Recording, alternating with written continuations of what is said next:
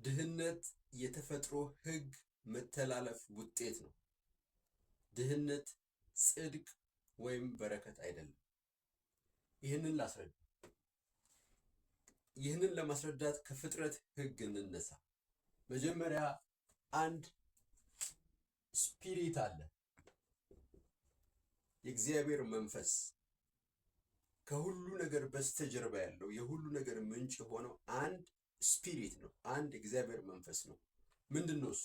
ህይወት ነው። ህይወት ነው።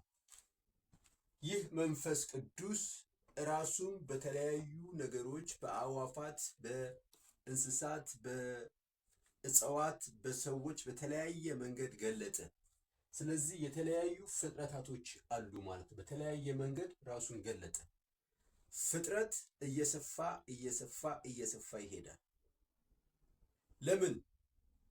ራሱን መግለጥ ዓላማው ስለሆነ ራሱን ለመግለጥ። ፈጣሪ ራሱን የሚገልጠው በምንድን ነው? በኤክስፓንሽን፣ በመስፋት፣ በማደግ።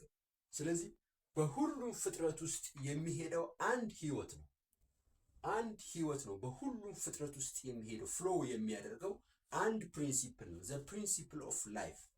ይህ ፕሪንሲፕል የሚገለጸው በምንድን ነው? በመስፋት፣ ኤክስፓንድ በማድረግ፣ በመብዛት ነው ማለት ነው። ስለዚህ ይህ ስፒሪት፣ ይህ ኢተርናል ላይፍ መገለጫው ምንድን ነው?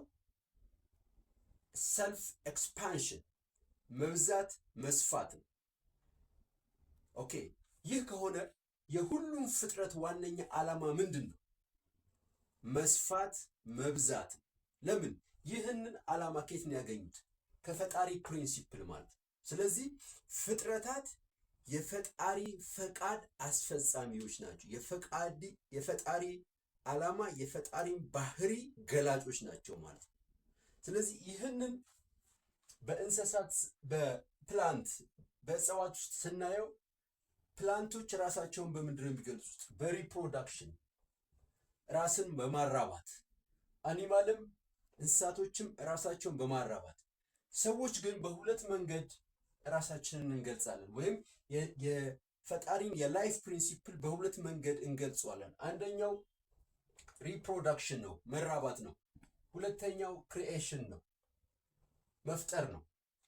ሪፕሮዳክሽን ዝቅተኛ የሆነው ራስን የመግለጫ መንገድ ነው። ምክንያቱም ምንም አይነት ኢንቴሊጀንስ አይፈልግም፣ ምንም አይነት ክሪኤቲቪቲ አይፈልግም። ኢትስ አውቶማቲክ ኤንድ ናቹራል ነው።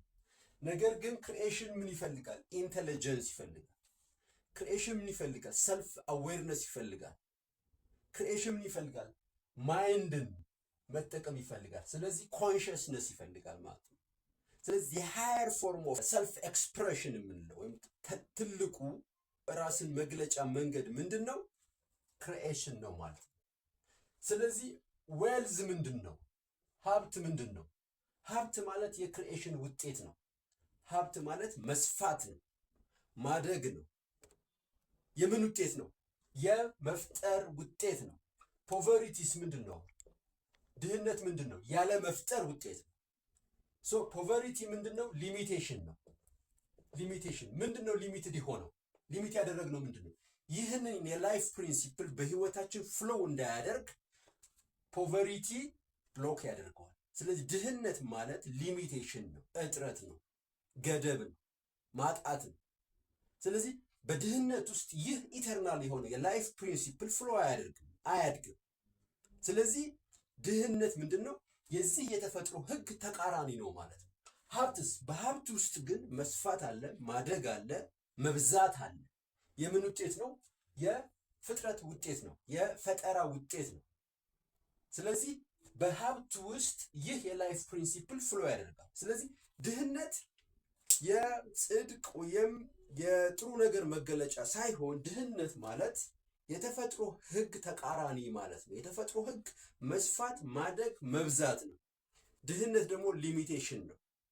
ስለዚህ ድህነትን ይዘን ከተፈጥሮ ህግ ጋር ልንስማማ አንችልም። ምክንያቱም የተፈጥሮ ህግ መስፋትን፣ ማደግን፣ መብዛትን ነው ኮል የሚያደርገው፣ የሚጣራው፣ የሚሻው። ድህነት ግን የዚህ ተቃራኒ ፕሪንሲፕል ወይም ተቃራኒ ተግባር ነው ማለት ነው። አመሰግናለሁ።